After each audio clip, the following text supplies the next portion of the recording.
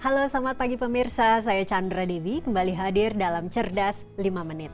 Dan topik kita pagi ini sangat menarik, yaitu investasi di tahun pemilu. Bersama saya di studio Metro Manulife telah hadir Bapak Alvin Patisahusiwa, Direktur Investasi dari PT Manulife Asset Management Indonesia. Selamat pagi Pak Alvin. Selamat pagi Mbak Chandra. Pak Alvin, langsung saja ini, bagaimana sih perkembangan kinerja reksadana di Indonesia kalau kita lihat pada 2013 yang lalu dibandingkan juga dengan kinerja tahun berjalan 2014 sampai saat ini?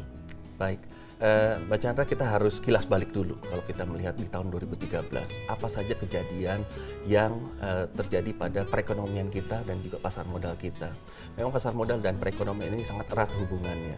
Dan kondisi makroekonomi kita di tahun lalu banyak sekali tantangan-tantangan yang kita hadapi. Antara lain juga karena kenaikan harga BBM, kenaikan harga listrik dan sebagainya. Ini yang menyebabkan inflasi kita tiba-tiba melonjak. Tantangan dari eksternal juga tidak kalah besarnya, yaitu di mana pada waktu bulan Mei, Gubernur Bank Sentral Amerika pada waktu itu menyatakan bahwa Amerika akan mulai menghentikan pembelian surat berharga di pasar. Dan ini berpengaruh sangat besar terhadap negara-negara berkembang atau kita bilang emerging market seperti Indonesia. Dan apalagi Indonesia juga mengalami satu lagi masalah, yaitu defisit transaksi neraca berjalan. Kondisi pasar modal juga seperti itu, bahwa pasar saham kita turun 1%, pasar obligasi kita turun 13%, bahkan kalau kita lihat nilai tukar kita juga turun 24% selama tahun 2013. Reksadananya bagaimana Pak? Reksadana kinerja di tahun 2013 memang mengikuti pergerakan dari masing-masing benchmarknya atau tolok ukurnya. Kalau reksadana saham sendiri akan mengikuti tolok ukurnya itu indeks harga saham gabungan. IHSG di tahun lalu itu turun 1%. Kemudian reksadana berbasis obligasi. Tolok ukurnya adalah benchmark obligasi yang turun 13,3%. Sehingga kinerja dari reksadana berbasis obligasi juga malah turunnya lebih jauh. Kemudian ada satu lagi adalah reksadana pasar uang. Tolok ukurnya adalah time deposit.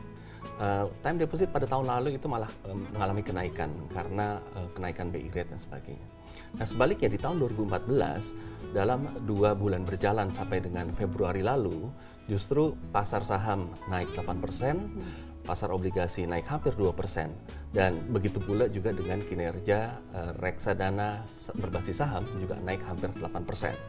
Kinerja reksadana berbasis obligasi juga kurang lebih naik hampir 2%, berkisar antara 2%. Tapi kan 2014 Indonesia akan menghadapi tahun pemilu ini Pak Alvin pastinya ya. Ini kira-kira nantinya kinerja reksadana Indonesia bagaimana? Baik, tahun pemilu di tahun ini 2014 selalu dilihat oleh investor apakah ini merupakan satu tantangan atau peluang gitu. Karena biasanya kalau kita lihat di tahun pemilu seperti kita belajar di 2 pemilu sebelumnya, 2004 dan 2009.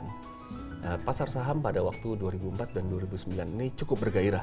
Pada waktu itu kurang lebih kinerja dari indeks harga saham gabungan kita naik 40% di 2004, kemudian kurang lebih hampir 90% di tahun 2009. Jadi orang berpikir apakah pemilu ini merupakan satu yang perlu ditakuti oleh investor. Oke, ini jika saya ingin membeli reksadana, sebetulnya waktu yang tepat kapan sih Pak? Saat ini atau nanti setelah pesta politik Indonesia selesai? Nah, ini memang pertanyaannya banyak sekali diajukan kepada saya juga dari para investor. Apakah saya harus investasi sekarang atau saya harus investasi nanti?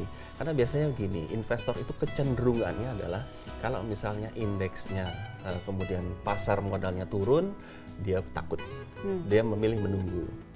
Kemudian pada waktu pasar modal mulai bergairah, dia menunggu waktu, wah harusnya saya beli lebih murah, harusnya kemarin jauh lebih murah. Akhirnya apa? Nggak beli-beli akhirnya tidak Pak, beli-beli, akhirnya nggak beli-beli. Jadi waktu yang tepat kapan? Ya sebaiknya saran saya adalah kita harus menentukan tingkat risiko kita, jangka waktu, kemudian tujuan investasi. Nah dari situ kemudian kita harus lihat bahwa investasi itu harus dilakukan secara berkala. Ini juga untuk melakukan diversifikasi dari mungkin saya salah waktunya masuk sekarang, tapi kalau saya lakukan secara berkala mungkin juga ini akan mengurangi resiko adanya salah waktu itu tadi. Meminimalkan resiko itu dia ya Pak. Meminimalkan resiko, betul. Baik, terima kasih.